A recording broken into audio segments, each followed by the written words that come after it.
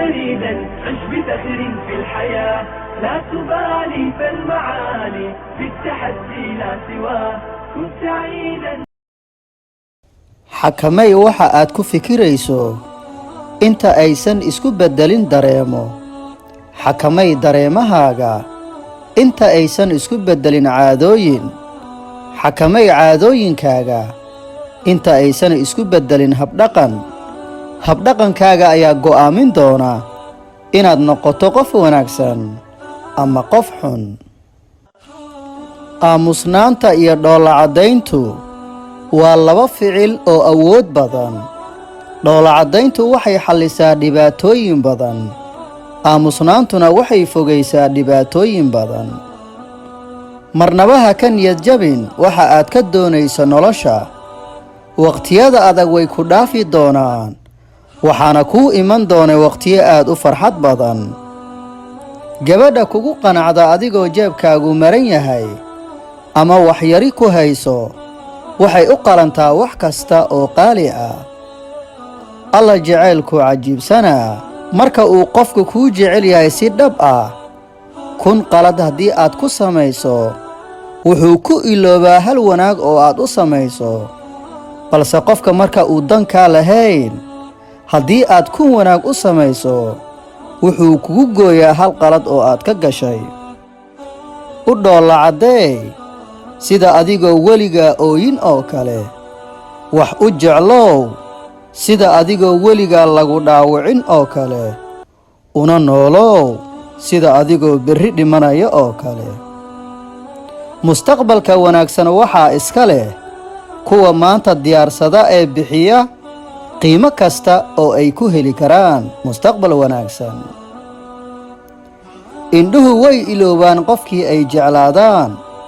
balse qalbiga ma iloobo qoftii uu jeclaado naxariistu waa luqad uu maqli karo dhagoolka uuna arki karo indhoolaha maskaxdu waxay rumaysataa wax kasta oo aad ku quudiso ee ku quudi rajo fikir wanaagsan dhiiragelin kana dhaadhici wax kasta inaysan joogto ahayn guriga lamaanayaashu laguma qurxiyo dahab iyo doolar balse quruxda qoysku waa farxad dagaal faraka ciyaar dulqaad sabarsiin isqancin israaligelin isxigsasho caruur iyo isgarab istaag joogto ah daacad ahow naxariis iyo cafis badnow dulqaad badnow run badnow dhammaan waxyaabahan oo dhan adiga ayay dib kugu soo laaban doonaan xusuusnow wax kastoo aad bixiso ayaad dib u heli doontaa adiguna ha ku degdegin aaminidda wax kasta oo aad maqasho sababtoo ah beenta iyo dacaayaddu way ka faafitaan badan yihiin xaqiiqda waad mudan tahay in lagu ixtiraamo lagu dhegaysto lagu jeclaado lagu naxariisto lagu dhowro lagu sharfo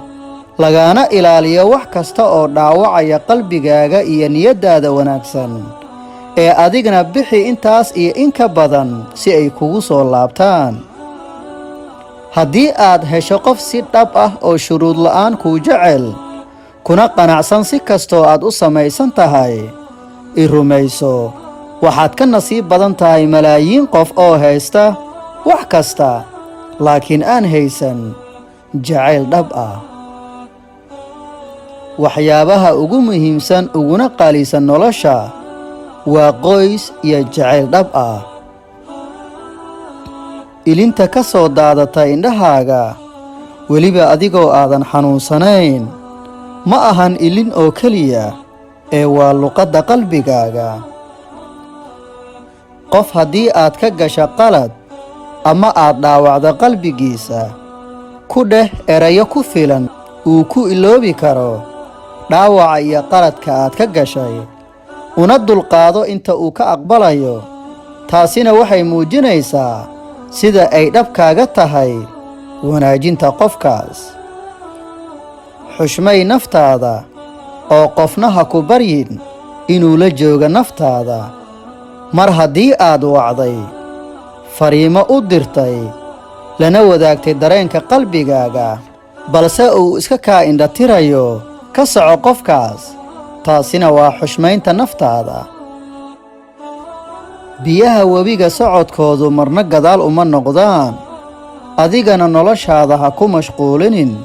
wixii soo dhaafay ee horay uga soco. xidhiirka ugu wanaagsan oo aad la yeelato qof ayaa wuxuu yahay inaad u wada hadashaan sida saaxiibbo isku wanaagsan oo kale, u wada ciyaartaan sida carruurta oo kale, u murantaan sida xaas iyo ninkeeda oo kale,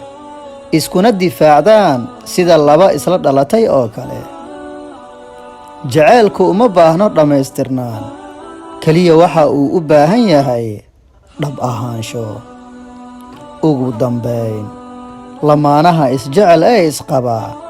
waa sida carabka iyo ilkaha oo kale, way isku dhacaan oo way dagaalamaan, balse waa inay lahaadaan 3 tilmaamood oo kale ah. qofka ku hormara cafis dalbashada waa qofka ugu geesisan ee wanaagga badan. qofka cafiska badan waa midka ugu laabta furan. qofka xumaanta iloobana waa midka ugu farxadda badan.